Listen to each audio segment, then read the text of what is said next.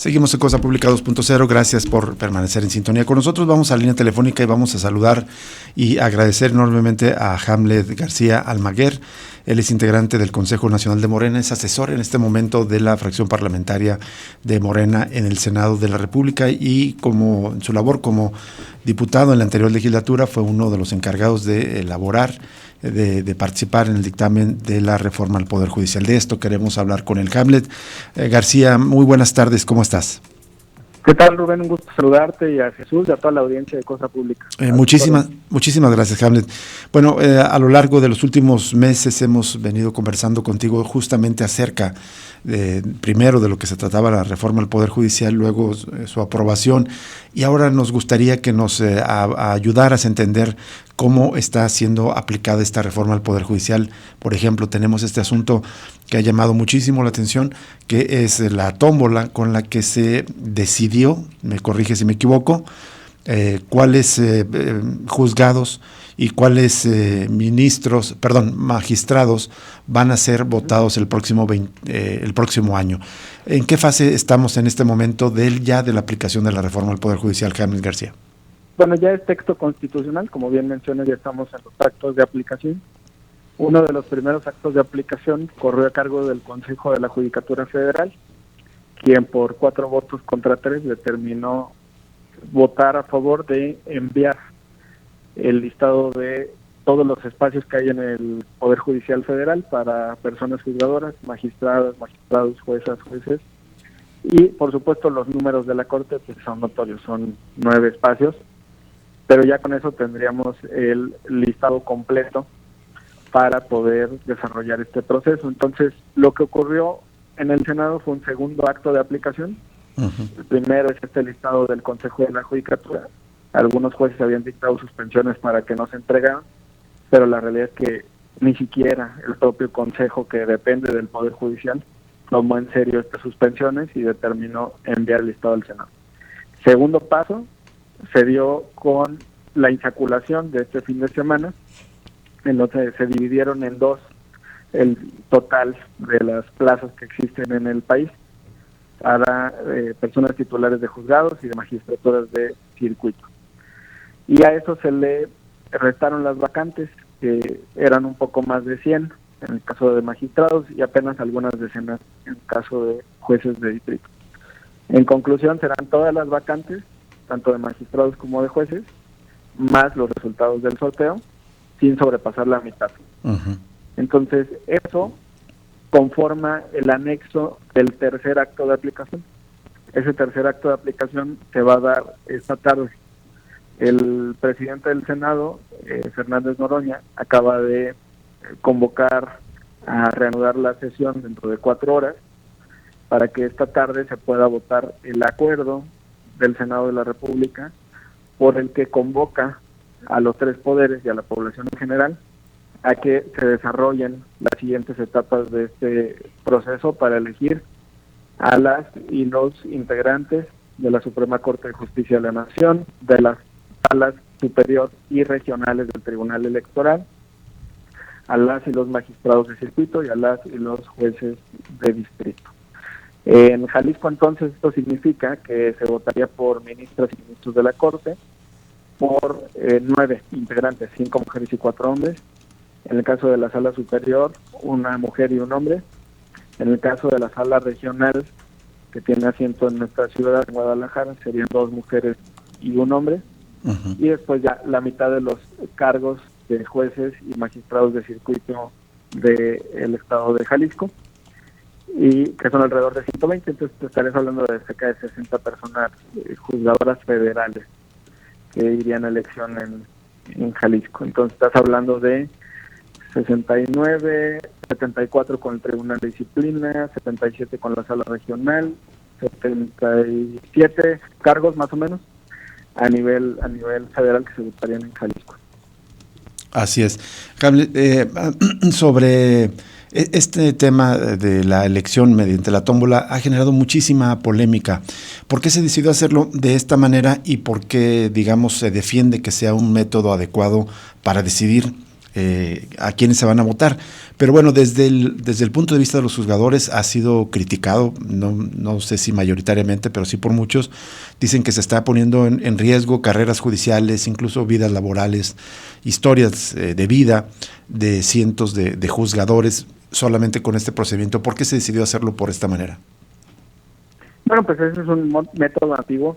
De hecho, un compañero de allá del estado de Jalisco me acaba de mandar la página de un libro editado por el Fondo de Cultura Económica, donde hace alusión a la definición de los cargos en la antigua Grecia y menciona también el sorteo, la insaculación, junto con el proceso de designación. Ahorita te lo voy a enviar, me parece interesante porque está generándose esta discusión. Pero más allá de este aspecto, no se destituye a ningún juzgador, tienen el pase directo a la boleta, a menos que lo rechacen. Y aun cuando lo rechacen, el Poder Judicial Federal tiene el derecho a postular a 2 personas en esa elección. Y eso significa una gran oportunidad para quienes forman parte de la carrera judicial. O sea, si el juez primero de distrito de Puente Grande no quiere participar, pues quizá la secretaria de acuerdos de ese juzgado si quiera participar. Y entonces ella, que tiene la carrera judicial, pues se pueda convertir finalmente en juzgadora, como seguramente es su meta laboral en la vida. Esto es importante porque entonces, al existir todas estas oportunidades o vacantes, en el caso de quienes rechacen la oportunidad, pues tendremos también un relevo generacional en estos cargos, además de los candidatos que existen, o existirían, mejor dicho, por parte del Poder Ejecutivo y por parte del Poder Legislativo. Así es. Déjame detengo en este tema. Entonces, digamos, incluso si nos das un ejemplo muy concreto de algún juzgado que ya salió sorteado aquí en Jalisco o de algún magistrado que resultó en esta decisión mediante la tómbola. Ellos implican que tendrán que ir a elección, se van a renovar esos espacios el próximo año, pero quedan destituidos, sin embargo tienen la posibilidad de participar en elecciones, ¿así? No están destituidos, siguen en el ejercicio de sus funciones hasta el 1 de septiembre del 2025, que es cuando entrarían los próximos juzgadores. Entonces no están destituidos y al contrario, si resultan vencedores en la elección de junio del 25, funcionaría como una especie de ratificación en el cargo. Eso es. Sí. ¿Qué tal, Hamlet? Te saluda Jesús Estrada. Gracias por comentar estos aspectos. Solo quería preguntar tu opinión, digamos, desde ayer se está hablando por parte de muchos opositores que esto representa, llevaron hasta una corona de flores los del PRI, que ya es la muerte de la justicia en nuestro país. ¿Qué te parece esas declaraciones, esas reacciones? Pues es muy interesante porque connotados panistas, por ejemplo, han decidido participar en este proceso. El primero fue Roberto Gilbert, que en una entrevista el otro día en Radio Nacional le dijo que todo está mal con esta reforma, que no le parece el método de selección, pero que por supuesto él va a participar para ser ministro de la Corte. Entonces, así habrá muchos perfiles, quizá también tengamos decenas o cientos de militantes del PRI que van a intentar aprovechar esta oportunidad. Y no está vedado, estoy hablando de abogadas y abogados que tengan esta experiencia y esa capacidad, y no estoy hablando solamente al aire, ¿no? Te pongo 2 ejemplos del máximo tribunal. El exministro Valls, que digo lamentablemente ya falleció, fue diputado federal del PRI, antes de ser ministro de la Corte. Sergio Salvador Aguirre Anguiano, el último ministro de la Corte que tuvo nuestro estado, que tuvo Jalisco, pues antes de ser ministro de la Corte fue regidor del PAN en el Ayuntamiento de Guadalajara. También lamentablemente ya falleció. Entonces yo creo que habrá muchas visiones, perspectivas. También en los congresos locales se dieron diversidad de opiniones. La bancada del PRI en Durango votó a favor de la reforma. La bancada del PRI en el Congreso de Oaxaca votó a favor de la reforma. Y lo que anunciaron ayer en la Cámara de Diputados, pues seguramente no es una postura uniforme al interior del PRI, si no se hubieran dado estas votaciones. Ya vamos a la convocatoria.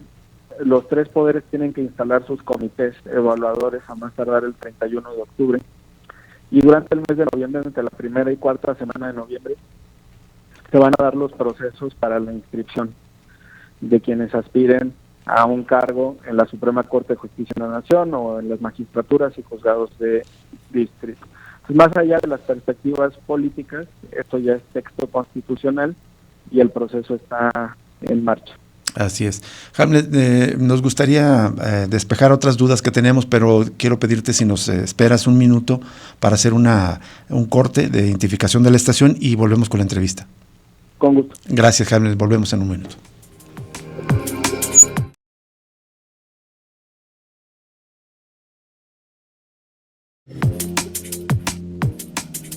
Muchas gracias por permanecer en sintonía con nosotros. Seguimos aquí en Cosa Pública 2.0. Estamos charlando con Hamlet García Almaguer, exdiputado federal, actual integrante del Consejo Nacional de Morena y asesor de los senadores de este mismo partido, justamente en la Cámara de Senadores. Y bueno, justamente nos está explicando los detalles de estas siguientes fases ya de aplicación de la reforma al Poder Judicial. Hamlet García, gracias por seguir con nosotros. Quería preguntarte lo siguiente. Bueno, ya habíamos charlado contigo acerca de los recursos que los propios jueces están interponiendo y también la admisión del análisis de estas solicitudes de los jueces por parte de los ministros de la Corte. Y un tema central que se discute, si tienen atribuciones para discutir esta ley. Y un tema central en términos jurídicos es sobre la constitucionalidad de esta ley y quién puede discutirla o no. Sí, nada más dar el redondeo de las cifras, son 464 magistraturas, los que se van a elegir en todo el país, y 386 jueces de distrito. Perfecto. Más 15 magistraturas regionales electorales, 2 de sala superior, 5 magistraturas de tribunal de disciplina y 9 integrantes de la Suprema Corte de Justicia de la Nación. Esos son los números que se van a expedir en la convocatoria de esta tarde por parte del Senado de la República. Para votarse el 1 de junio para votarse el 1 de junio de 2025. Es correcto. Bien. Esos números son para el 1 de junio del 2025. De acuerdo. Bien. Se va a reconocer la facultad constitucional que tiene el INE para organizar estas elecciones y para facilitar su trabajo también se considera la base geográfica de los 300 distritos electorales que ellos ya tienen para que puedan empatar su cartografía y desarrollar este proceso. Sobre las eventuales impugnaciones, la convocatoria también señala la Ley General del Sistema de Medios de Impugnación, que es la que regula los recursos en materia electoral. Entonces no podrían desarrollarse o desahogarse a través de la vía de amparo, sino a través de la vía del juicio para la protección de los derechos político-electorales del ciudadano, el JDC, que es el que está establecido en esta ley. En materia electoral, conforme a la Ley General del Sistema de Medios de Impugnación, artículo 6.2, se establece que no existe la suspensión en materia electoral. Entonces, este acto de aplicación, esta convocatoria, no se puede controlar a través de amparo, únicamente a través de los juicios electorales, y como son cargos del orden federal, no sería el Tribunal Electoral de Jalisco, sino la Sala Superior del Tribunal Electoral del Poder Judicial de la Federación. Así es. ¿Y qué pasa con estos, digamos, recursos que han interpuesto algunos jueces y el análisis que está pendiente de llevar a cabo en la Corte por la admisión de la mayoría de algunos ministros, Hamlet? Sí, pues te decía, ni siquiera dentro del propio Poder Judicial Federal toman en serio estas suspensiones, cuando el Consejo de la Judicatura Federal, a pesar de las suspensiones de los propios jueces de distrito, determina cumplir con la Constitución y enviarle al Senado el listado de las plazas que tienen a nivel nacional, pues ya vemos que ni siquiera entre ellos hay una consideración ante la emisión de estas suspensiones que claramente no tienen fundamento. Hamlet García, otros de los actores que también han estado participando en esto son los gobiernos estatales. De hecho, el gobernador Enrique Alfaro anunció hoy que supuestamente los 3 poderes de Jalisco están analizando la posibilidad de presentar un juicio de controversia constitucional en contra de la reforma judicial. Se recuerda por ahí que Guanajuato también hizo lo mismo, que es uno de los asuntos pendientes ahí en la Suprema Corte. ¿Qué posibilidad tienen estos juicios de controversia de avanzar? Primero, no se puede enjuiciar a la Constitución. Es improcedente por el fondo. Y segundo, en la forma, no hay una invasión de las competencias del Supremo Tribunal del Estado de Jalisco ni de la legislatura del Estado de Jalisco. Al contrario, la propia reforma federal establece que cada constituyente local, en el caso de nuestro estado, compuesto por las y los integrantes del Congreso del Estado y la mitad más uno de los cabildos de los ayuntamientos, son los responsables de hacer su propia reforma judicial local.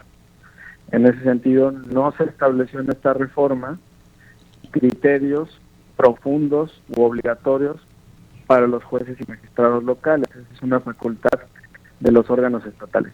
¿Qué sí se estableció? Tienen que ser por votación libre, secreta, directa y universal. Puede ser en 2025 o 2027. Deben contar con los mismos requisitos que se establecen a nivel federal para una magistratura, pero fuera de ello no hay punto y coma para una reforma judicial local, entonces no hay una invasión de competencias y tampoco el gobernador tendría esa posibilidad. Y si la presentan los ayuntamientos también, porque puede darse el caso que, por ejemplo, la alcaldesa Delgadillo de Guadalajara o el alcalde Fendié de Zapopan o el alcalde Quirino de Tlajomulco quieran impugnar esta reforma, pues nada más recordarles que no existe un poder judicial municipal, entonces no hay una invasión de competencias de los municipios. Esta es una norma de orden federal y ya es texto constitucional, por ende pues no puede ser objeto de estos procedimientos. Para cerrar este tema entonces, Hamlet, ya no hay ninguna posibilidad de que sea revertida la reforma del Poder Judicial por, digamos, ¿qué pasaría si finalmente en este escenario, pues digo hipotético, pero a lo mejor no descabellado, en el que 8 ministros de la Corte que están en contra, ya lo expresaron, ya se han pronunciado al respecto, dijeran, esta ley tuvo vicios de origen en las formas parlamentarias y por lo tanto no es legal y traten de deslegitimarla, de desecharla? ¿Cabe esa posibilidad y qué pasaría en ese caso? No, se cuidaron todas las formas, se cuidan todas las formalidades, el debate se dio con pausa, tanto en comisiones como en el Pleno. Hacen mucho énfasis los diputados del PRI en que en la Cámara Baja se votó en una sede alterna la reforma judicial. Uh-huh. Esto se originó precisamente a partir de las protestas de los integrantes del Poder Judicial Federal, pero existe la posibilidad constitucional de sesionar en cualquier recinto ante la imposibilidad material de hacerlo en el Palacio Legislativo de San Lázaro. La única limitante está en el propio texto constitucional, en el sentido de que los poderes de la Unión residen en la capital de la República.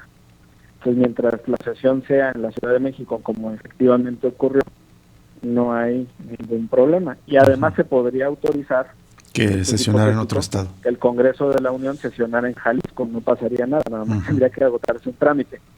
Pero mientras sea en el territorio de la Ciudad de México, la mesa directiva puede tomar esas provisiones y además existió la convocatoria con el tiempo adecuado y todo el mundo tiempo de leer el dictamen.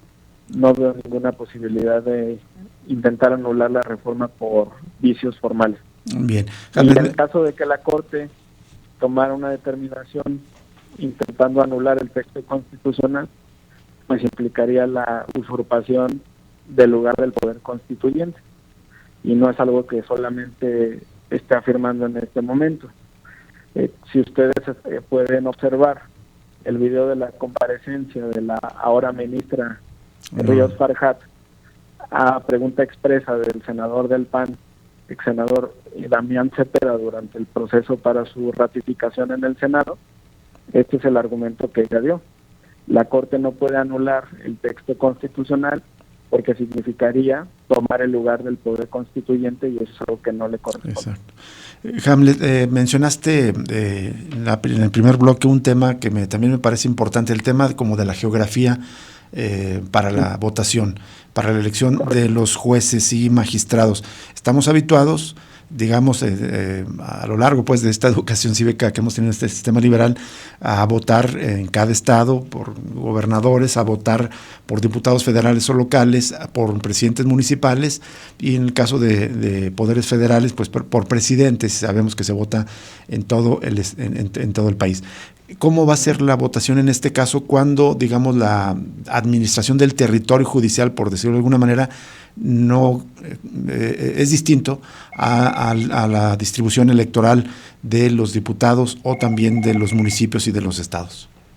Fíjate que la propia convocatoria establece provisiones al respecto para tomar como base estos 300 distritos electorales.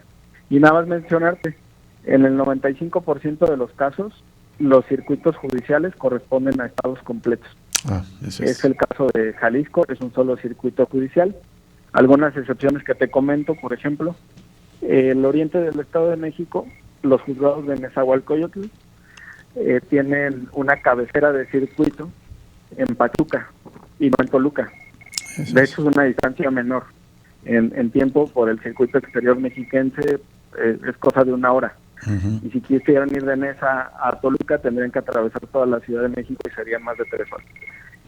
Otro ejemplo es el sur de Veracruz, Minatitlán y Coatzacoalcos, que son ciudades importantes. En Tabasco, ¿no? Tienen exactamente cabecera de circuito en Villahermosa, que les queda un poco más de 1 hora. Pero pasa igual con La Laguna. Toda La Laguna está integrada al circuito de Coahuila, aún la parte que está del lado de Durango, pero no son muchos los casos, son excepcionales. Coinciden con los estados, entonces los cómputos serían sencillos a partir de los distritos. Además, no hay juzgados de distrito o tribunales colegiados en zonas rurales. Prácticamente todos están en zonas urbanas y sin duda alguna todos los juzgados tienen forma de ser compatibles con los distritos electorales federales. Al contrario, hace falta descentralizar, y es algo que hemos comentado en tu espacio. No hay juez de distrito en Puerto Vallarta, no hay juez de distrito en Ciudad Guzmán, no hay juez de distrito en Tepatitlán, no hay juez de distrito en Ocotlán. Es algo que hace falta, no hay juez de distrito en Lagos. Toda la justicia federal de nuestro estado está concentrada en la zona metropolitana de Guadalajara. Lo más lejano, digamos, es Puente Grande, pero en realidad ya es zona metropolitana. Claro, así es. Sí. Hamlet García, una última duda de mi parte, tiene que ver con una nota que leí hoy en La Jornada, que se aprobó vía las leyes secundarias de la reforma, que dice que cada boleta para elegir a los juzgadores en junio del año que viene, además de tener los nombres, también dirá la autoridad postulante de cada uno de los candidatos. Supuestamente en redes sociales hay polémica porque piensan que esto podría influir a la hora de emitir el voto si pues la autoridad postulante fuese la presidenta Claudia Sheinbaum, o por el otro lado si fuera el mismo Poder Judicial. ¿Es correcto eso? ¿Se va a incluir la autoridad postulante y crees que eso puede influir a la hora de la votación de parte de la ciudadanía? Va a tener varios anuncios. Digamos, el primero de ellos es el juez que está en funciones lo va a señalar la boleta. Así lo va a establecer, juez en funciones. Y los postulados por los poderes claramente tienen que señalarse quién es el postulante, porque a partir de la convocatoria de hoy se va a detonar un proceso que va a correr paralelamente en 3 carriles a través de 3 comités de evaluación, uno por cada uno de los poderes. Entonces también hay un criterio de asumir la responsabilidad histórica con la postulación. Las postulaciones que firme y que apruebe el Poder Judicial, pues claro que deben de tener ese respaldo no solamente interno, sino por transparencia, hacerlo también en el texto constitucional. Además, tenemos que decirlo, el principio de transparencia y máxima publicidad es un principio rector de la función electoral, que está en el artículo 41 y en el artículo 116 de la Constitución. Y no podemos dejar de lado que este es un proceso electoral. Pues por un caso de transparencia se tiene que señalar quién está en funciones y quiénes son los poderes que están postulando a cada una y a cada uno de los candidatos. Muy bien. Hamlet, finalmente, un tema pues crucial de todo esto es, se supone que se hace esta reforma para mejorar el Poder Judicial. ¿Siguen convencidos en Morena de que esta es la mejor vía para transformar el Poder Judicial y hacer pues que se cumpla el precepto constitucional de tener una justicia expedita, gratuita e imparcial? Porque sabemos que muchas veces la justicia no ha llegado, especialmente a los más pobres. ¿Es el camino el que están tomando para mejorar el Poder Judicial? Se necesitan muchas reformas. Te acabo de comentar cómo el Poder Judicial Federal está concentrado. genera desequilibrios, genera desigualdad. Y aquí viene una discusión, pues, hipotética, teórica, pero que también tiene profundidad en la práctica. ¿Por qué no hay juez de distrito en Vallarta? No hay suficientes casos. A mí me parece que sí, es uno de los centros turísticos más importantes del país. Lagos de Moreno, Tepatitlán, como bien Lagos, en Ciudad Guzmán. En Ciudad Guzmán, en Ocotlán. Todas estas son ciudades con más de 100,000 habitantes que no tienen justicia federal. Entonces dirán, tal vez desde el chilangocentrismo del Poder Judicial Federal y del Consejo de la Judicatura, es que no tenemos un volumen alto de demandas. Uh-huh. ¿Y qué va primero? ¿Acercar el servicio para que entonces la ciudadanía vea que es una opción? ¿O esperar a que se trasladen con esta barrera enorme que viajen 4, 6, 8 horas a la capital del estado a que busquen justicia federal? Claro. Y aquí tomo el ejemplo de la Universidad de Guadalajara. Aprovechan también que este es un espacio de Radio UDG. Uh-huh. Ha sido muy acertada la descentralización de la universidad, al acercar los centros regionales a estas cabeceras para que los jóvenes no tengan que separarse de sus comunidades, pueblos de origen, de sus municipios y estar tan lejos de sus familias. Es más fácil estar a 1 o 2 horas de casa que estar a 6 u 8. Claro. Eso también tiene que pasar con la justicia federal para eliminar las barreras. ¿Qué ventaja inmediata va a traer? La paridad, porque no hay paridad en el Poder Judicial Federal. El 86% de los jueces de distrito en materia penal son hombres. Y por supuesto que hay muchos casos en los que se requiere una perspectiva de género. Y aunque no es inmediata, digamos, la coincidencia entre una mujer juzgadora y tener perspectiva de género, claro que es más cercana. Sí, sin duda. Entonces hay que cumplir con la paridad. Y esto ya se va a cumplir, esto ya se va a cumplir en 2025, ¿no? Es decir, tendrá que ser paritario el Poder Judicial. Hasta el 2027, porque están sobre la totalidad de los cargos, con la primera mitad en el 25 y la primera mitad en el 2027, pero sin duda vamos a tener un avance importante en el 2025. Y aprovecho para comentarte, se efectuaron de ir a las urnas 15 juezas y magistradas que están en una etapa de embarazo o también de lactancia. Están en estado de gestación o en lactancia. Entonces ellas van hasta el 2027. Fue una medida que tomaron aquí las senadoras y senadores en el pleno. Pero en 2027 sí tendremos un Poder Judicial Federal paritario. Y eso es importante también para el futuro de la impartición de justicia. ¿Qué hace falta? También una reforma de las fiscalías, y eso ya la doctora Sheinbaum, presidenta constitucional de nuestro país, ya lo anunció, entre otras muchas cosas.